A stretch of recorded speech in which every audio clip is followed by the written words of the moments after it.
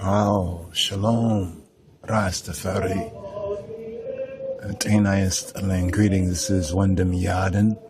This is Rasai Adonis Tafari of the Lion of the Tribe of Judah Society and a member of the Rastafari Church of the Firstborn, Church of Christ in his kingly character. And here we're looking through some of the art and the pics of the conquering lion of the tribe of Judah, Haile Selassie I, Siyume Xiabia Negus Neges Ze Ethiopia. And we're enough meditations are coming to mind. And so we just decided, well, we're still looking see if we have a pic or two. We might not be on this drive right here, but we do have some exhibits that are ready. So just be patient with me, brothers and sisters. This vlog, this study, this lecture and presentation is a work in progress, a labor of Jah love in progress. And we want to title it The Shroud of Turin and Negus Selassie, or the Shroud of Turin and Haile Selassie, the comparisons and some of our observations. And I give thanks to I Wendemoch and Hitoch and the Natoch of the Rastafari Church of the Firstborn and co-laborers in the Society of His Majesty, the Lion of Judah, for their contributions to this as well. Some of the graphic and the art that we've seen on the RTG, Rastafari Groundation, and we haven't had an opportunity due to time. You know what I mean? Already I look and it's already the fifth day, in the so-called week. We're already in the Thursday of this particular week and looking forward to the Torah portion also coming up. So I'm looking for one other picture of His Majesty. His Majesty's his features, his milk is very enigmatic. The look of His Majesty, the features of His Majesty are very, very enigmatic. And if you have spent any time looking at various different pictures, as many of I and I as Rastafari have done, you will notice that there's something different in every picture, yet something the same. It's very cryptic, very enigmatic. And I think that as we study the Shroud of Turin, and I want to just make a couple disclaimers right at the outset that I was never really a so-called believer in the Shroud of Turin, whether it was legitimate or not legitimate. I was very interested in the studies and in all that was said concerning the Shroud of Turin. So when I had the time and opportunity, I did watch a lot of the different programs. Some of them were religious programs. I think a few were on History Channel, or they were history-like programs which questioned the authenticity or legitimacy of the Shroud of Turin. And although there were some naysayers concerning the Shroud of Turin, it seems as though more proof has come out over time that the Shroud has a lot of legitimacy. In other words, there's a lot of points that can be made to prove that the Shroud of Turin is legitimate, and these are not just Christian people or Catholics or whatever groups that might have some religious vested interests. So in stating that, I want to state that our doing this particular video is not because we believe in the Shroud of Turin necessarily, or have been believers in the Shroud of Turin. In fact, we basically dismissed it as many people do dismiss the Shroud of Turin. Now, That does not mean that there's not a lot of counterfeit, or how can I say, it's not saying that there's not a lot of dubiousness that surrounds the shroud. In fact, I remember looking at a carbon dating of the shroud, and I think someone had tried to paint over a part of the shroud a couple of centuries ago, and they had cut off a piece of that, and he went to date it, and people say, it's not from the time of Jesus, of Yeshua. It's actually from a later, medieval Christian time and everything, until, more studies and research went and said that, well, the portion of the shroud that they were allowed to cut off and to carbon date actually was painted over, and those paints or whatever from that time.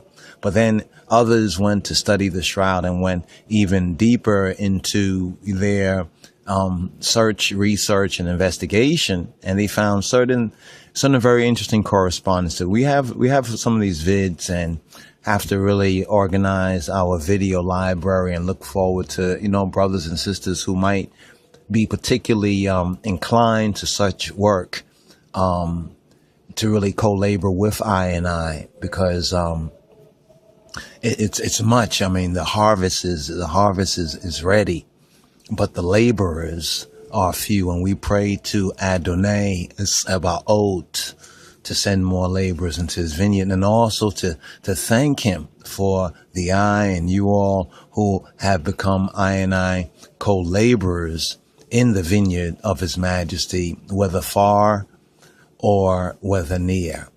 Amen. Amen. Xavier Mesken, Abroyisten. So let's go a little bit further in this, I might call this like not the first part. As many of you know, we've touched on this subject matter. And this still right here that you see that we have named Haile Selassie I Christ Shroud of Turin, where you see a transition, a superimpose. Actually, the shroud was superimposed over this particular picture of His Imperial Majesty. So nothing was changed. It wasn't, no type of Photoshop kind of tricks, to make believe. I think we was doing some of our more classic, as some of the brothers Wonder Moch call them, the classic vids, the slideshow presentations. And it was during, one of those particular slideshow presentations that, in thinking, well, what we're going to use at this point, while we was in the studio editing it, and we had a picture of His Majesty, as you see that particular picture of His Imperial Majesty, and we have a little larger view of it. Let's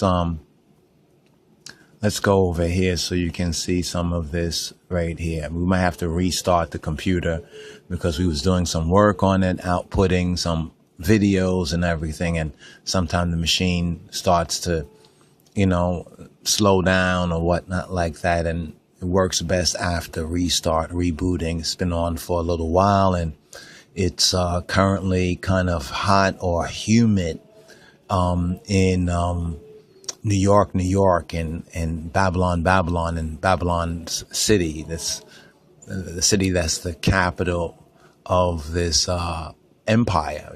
Babylon, America's an empire. So it's so very interesting. You think it was a republic, but anyway, this right here is also very interesting.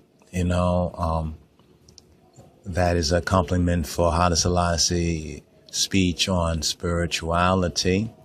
And we was going to use this just to recall the basic biblical theme that God, Exyaviher Lotus Abhat, that Yahweh had given Yeshua. Yeshua is the Lamb. Like the Father and the Son is one, yet the Father is not the Son, and the Son is not the Father, but in spirit and in truth, right? They are one, and it's not to get into the theological, even though the theological, the correct theology, because there's a lot of Christian theologies which are incorrect biblically, scripturally, as well as much of their history and racially as well.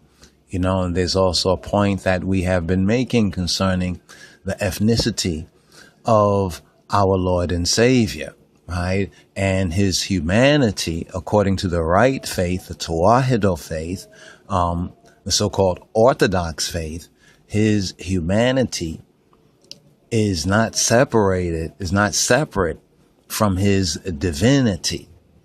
All right. So that's a very, very key point as well. Now, while we wait for, I think this computer's a little slow because we had made a movement, but it might be a little stuck right now. We'll continue just to reason a little bit more on some of the meditations leading in to this particular study here. So I wanted to say that concerning the Shroud of Turin, we were not a proponent of the Shroud of Turin previously.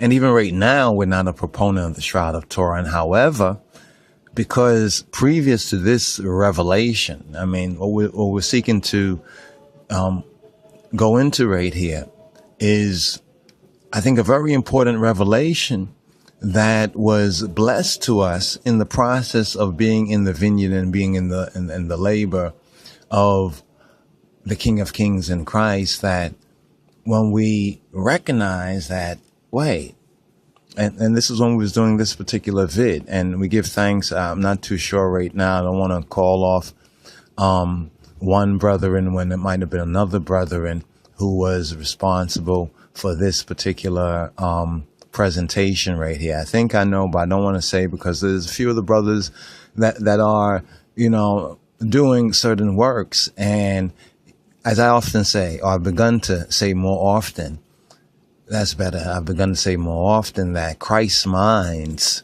think alike, right? Because this is what I kind of saw in my mind's eye.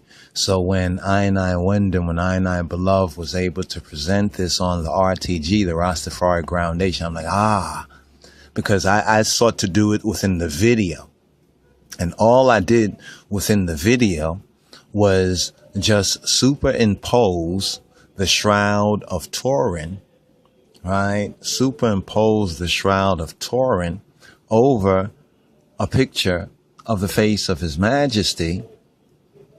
And as they would say, voila, behold, and I said, wait, I started to look at some of the, what they call this when they study like the features and these sort of things, like the points, the correspondence of points.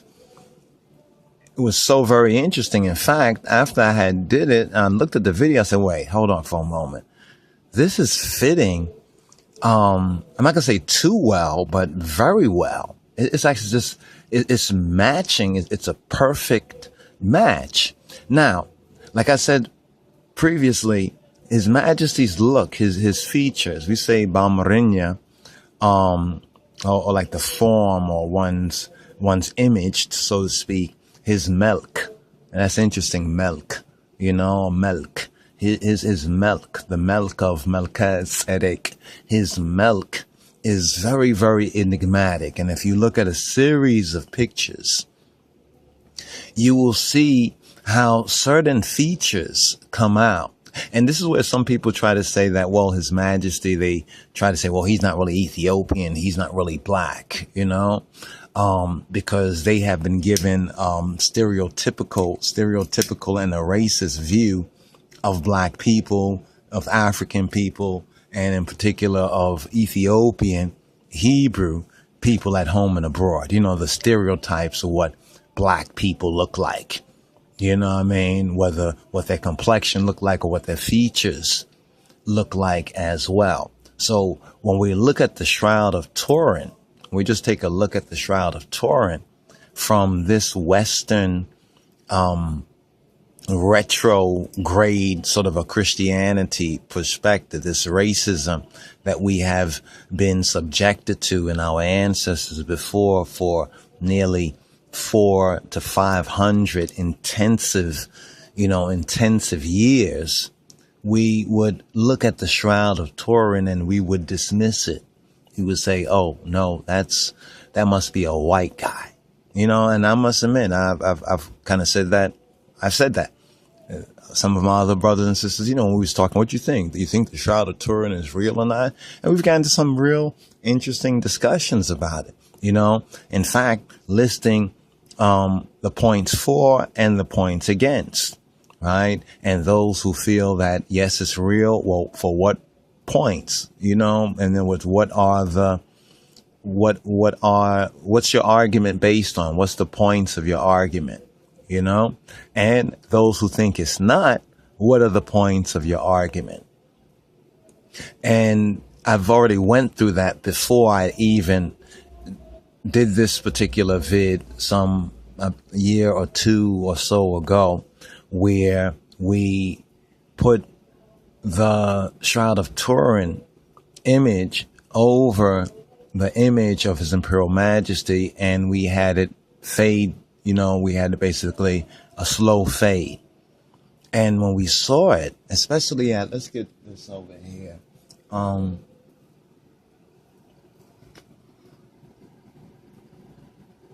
Let's get a pointer if we can. I think we left our pointer in the other room. Well, we'll just use I finger right here. But especially when you start to see the transition over here, the face, and maybe the video here doesn't bring out, we might have to zoom in, and you start to look at the features, the brow, the nose, right? Even the particular nuances of the nose, of the mouth lines up, the mustache lines up, the beard lines up. There's only one thing that one could say is different about the two, and that is the style of hair. In the picture of Kedamawi Haile Selassie, he is wearing a afro, right? And in the Shroud of Turin, it's very obvious that the image is wearing locks, has locks, like the Bahitawi of Ethiopia. So locks, we also get to know, are known and indigenous to the people of Ethiopia, especially of the Davidic and the Solomonic dynasty. So that's another correspondence right there as well. So we started to see how the features started to line up. Even, in fact, in this one right here, it's even very clear, right? How the features lined up. And this is one picture, right? This is one picture. And then we found another picture. I think His Majesty turns his head, so it's not straight on as this particular picture is straight on. But we're going to get into some more of the details of this, because I think this is a very important and somewhat unsung revelation right here. And we don't seek to take credit, but we have credit, in the words, faith, right, in the King of Kings and Christ, and this evidence right here, especially since the most recent videos and series of videos. Some of the earlier videos throw some doubt on the Shroud of Turin. I think the Pope and the Catholics, they were trying to do something, whatnot, so forth and so on. So there was some doubt from the media and ones. But some of the later videos about the authenticity of the shroud, right? I mean, they can't say for sure that it is Yeshua, yet from all the evidence of it, it only points, it's like the fingerprints, only points, to one man. They don't have that man before them that they can compare with the evidence, but from the dating of it, from the particular type of cloth, and then also they are not sure how the image was made. Some speculated that the image was painted on. Then they really got to find out that no, it's not. And because of a lot of the more modern technology, as knowledge is increasing, Daniel's prophecy, they shall go to and fro and knowledge shall increase. As knowledge is increasing and man gets to understand the material kind of universe and the immaterial sciences and laws, they begin to recognize that this image could have been produced, but only produced by a high, intense energy that they only know really comes, is able to be generated by technology. You know what I mean? So when we read the scriptures about how Christ was resurrected from the dead, how the Father raised the Son from the dead, you know what I mean? It's speculated that when like all of his atoms and everything just sparked and fired, and that super melanin just shot out and projected this image in the same way. In other words, the technology is, or the science of it, the knowledge of it is based on what we know of photography, right? Yet it has been proven that this image could not be produced by modern photographic methods. I mean, they can do something that kind of, a cheesy kind of a similarity, just to show that this technology must have been used. So if this is a so-called medieval fraud, as some people speculate, then one has to ask, well, who had such technology in the Middle Ages? Because it's clear that they did not have that sort of technology, at least it was not known, where some assume that this shroud was produced. But then other facts have also showed that, the particular type of even microscopic particles on there really points to certain types of species of flowers, botany, and natural. I don't want to say, certain fibers and plants, are kind of found, some of them, which are unique. Many of them are unique to certain parts of the world. So sometimes they can, relocate where a garment might have been produced, because in that country or in that land, there are certain type of microscopic, that's the word right there, microscopic traces of certain naturally occurring elements that are peculiar, and unique more so to one part of the world than to another part of the world. So that's another point. Now, the whole carbon dating thing, it works, but it works in a very limited, in a very controlled sense. And many who have tried to carbon date the shroud have come up with various different dates, because the carbon dating, the whole science of it, is very, very dubious, and is not a reliable or accurate dating of certain things. I think it is for certain type of things, but now they've really narrowed it down, to what things and what period of time. But when they tell you, well, something was carbon dated from millions of years ago, that's usually, it might have been sincerely believed when ones did not know any better. But now that, later scientists and studies and technology has improved, so they can really do studies that they could not do years ago, has proven that, well, that's not so. All right. So with that being said, as we start this up here again, and let's see if we can go into this. What we might do is take a pause for the cause and come with another part of this, or another episode or installation in this series. Because there's also some additional video that we were able to acquire. And actually, I think this video was played on Fox some years ago, right? On Fox TV, cable station some years ago. What they did, I think they did this in the Vatican or Rome, Italy, is that they were able to take the shroud, and all the technical details off of the shroud. I think feed it into a computer, something like that, and were able to reproduce a bronze, lifelike, bronze statue or image, reclining, like laying down, of what and how big, the person who is featured on the shroud would be. So this is another vid that we have. And now that I'm thinking about it, I don't think we have been able as of yet to put that particular video out there.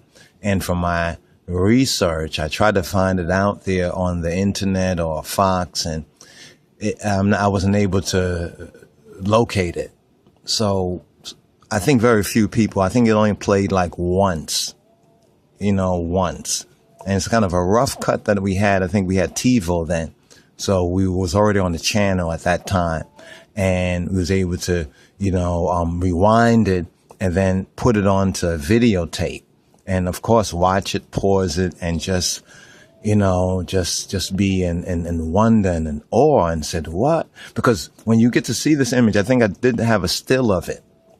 Some who have gone to the Vatican or have gone on their tours, they have seen this as somewhere there, where it's a lifelike bronze statue, and reclining, laying down, that was made, I think with computer, from the image, right, that is found on the shroud. And so what they find is that this Shroud of Turin is not a piece of art like somebody drew it, or that some ones who are into some occult scientific craft produced it. Why? Because they have now been able to reproduce this. Remember, the shroud is like two-dimensional. You see what I'm saying? And to take a two-dimensional image, right, and reproduce it to the form of what the three-dimensional, say, person that was wrapped in this two-dimensional cloth, right, would produce, when you have the right science and technology, an actual image of what that person, or the shape or whatnot like that. If it was drawn on there, or if it was produced by, the figment of somebody's imagination, you know what I mean? Like if I draw a person full size and everything, and you feed it into the computer, it will not be able to give you accurate, because though it'll look good to your eye, the computer will be able to judge the lights and dark to give the depth to it that only a living or an actual three-dimensional person, a real person, could produce. So it's been proven that this shroud is of an actual human being. And the Catholics I think in the Vatican or Vatican City, they actually have a three-dimensional bronze image, right? And it's interesting because if this is Christ, right, the image that is on the shroud, then that means that Christ, right, would have been, and this is what's kind of interesting, almost a physical size, a small in stature man. And when we saw what the three-dimensional of this two-dimensional look like, you would say that's Haile Selassie with dreadlocks. And that's what was I would say was the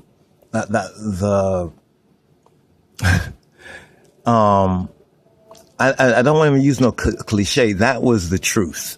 That was a revelation.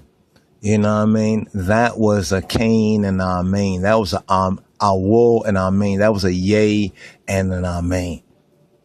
Right. So with that being said, just to give a little bit of a little bit of a context to where we want to go with this. So it is based on this particular image right here, right? It was based on this particular image right here that we were able to, let's see if we, let's see, here we go. Okay. All right. Now you can see the features right there as well. All right. If you look, you can see the features there as well. Now, of course, His Majesty, with the crown, his head is at an angle. You know what I mean? Now, what's interesting to the computer, you know, in a computer that's able to do that sort of math, you can take this particular image and rotate it, right? Rotate it until it's front on. So what we had to do, since we didn't have that sort of technology, right? Since we didn't have that sort of technology, let's keep that like that and go through our windows right here. We didn't have that sort of technology. We produced a video in which we just superimpose, right? All that we did was superimpose one image over the next image, and then step by step by step transition the image. And here's what you see within these five frames. But the key frames are right here. These are the key frames. Let's see if we can zoom in so you can see this for yourself right here. All right. Now, this was very interesting. Even this one right here in the transition. All right. I mean, everything, just about everything matched. And the only other difference is the fact that His Majesty has a shirt here and a tie and wearing a jacket right there.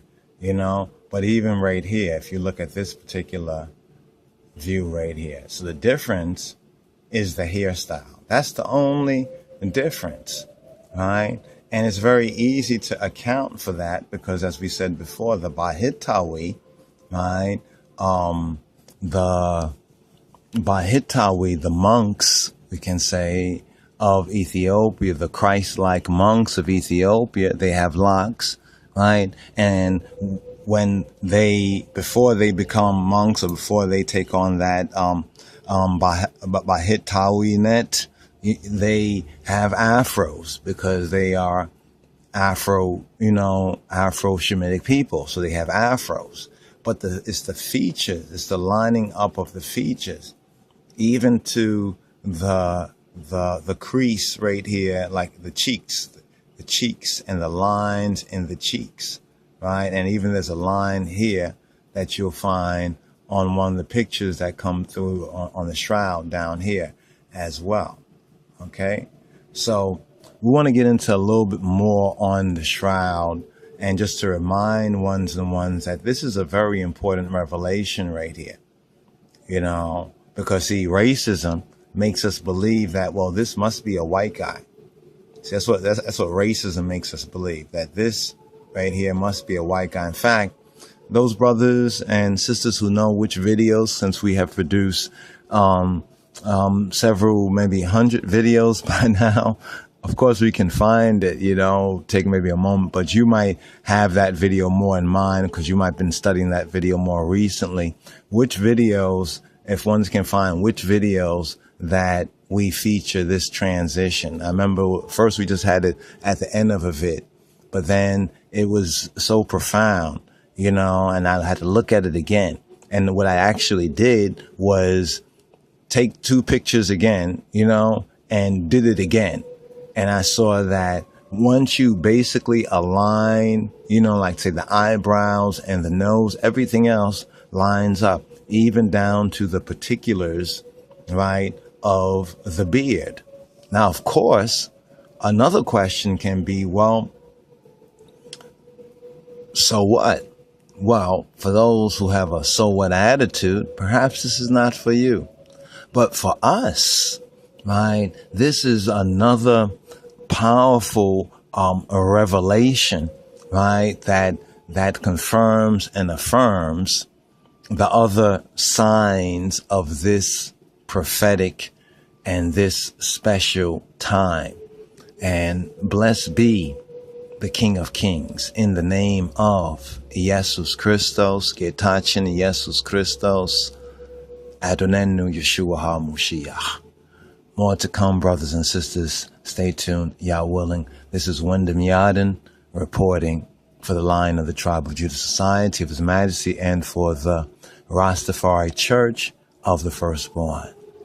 Shalom.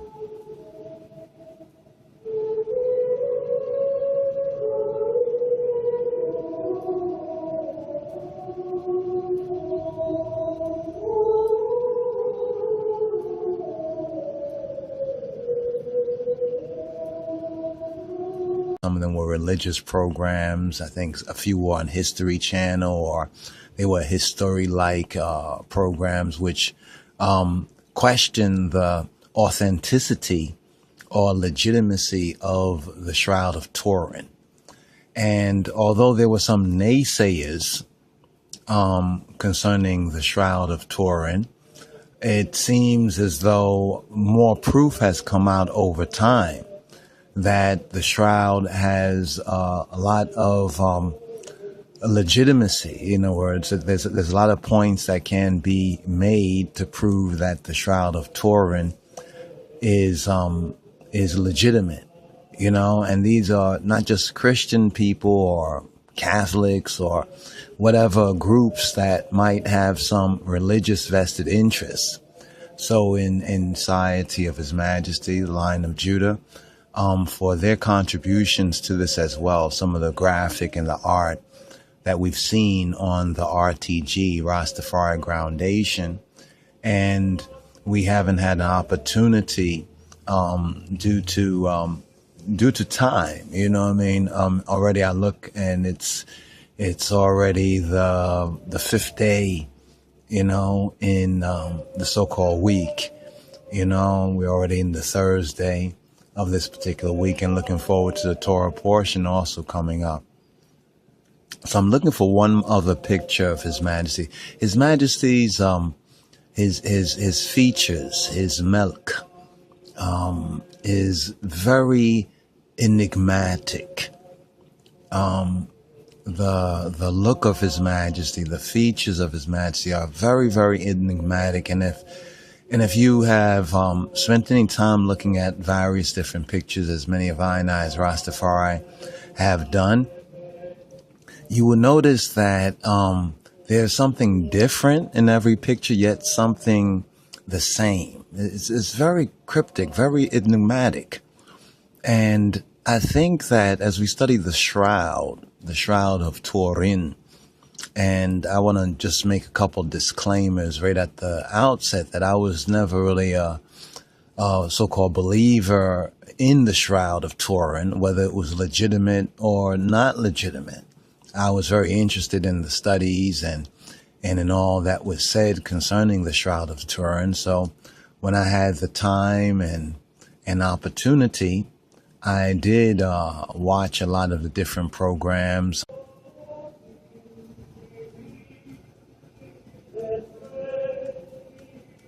Oh, Shalom, Rastafari. Greetings. This is Wyndham Yarden. This is Ras Iadonis Tafari of the Lion of the Tribe of Judah Society and a member of the Rastafari Church of the Firstborn, Church of Christ in His kingly character.